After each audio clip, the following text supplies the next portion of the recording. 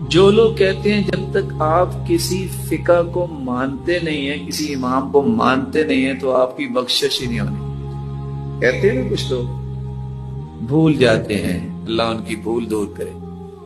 امام ابو حنیفہ کب پیدا ہوئے؟ 80 سے پہلے لوگ کون تھے؟ 10 ہجری کو اللہ کے رسول فوت ہو گئے نا صلی اللہ علیہ وسلم۔ 80 ہجری سے پہلے لوگ صحابہ تابعین یہ کون تھے؟ حنفی تھے؟ کیا وہ مالکی تھے؟ کیوں بلا؟ کیونکہ امام مالک تو 93 کو پیدا ہوئے نا۔ کیا وہ شافعی تھے؟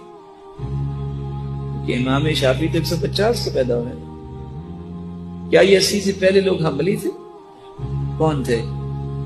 کیونکہ امام احمد بن حنبل تو 163 کو پیدا ہوئے۔ وہ کون تھے؟ وہ قرآن و حدیث کو ماننے والے تھے۔ وہ کون تھے؟ کیا خیال ہے آپ کا، وہ جنت میں جائیں گے کہ نہیں جائیں گے؟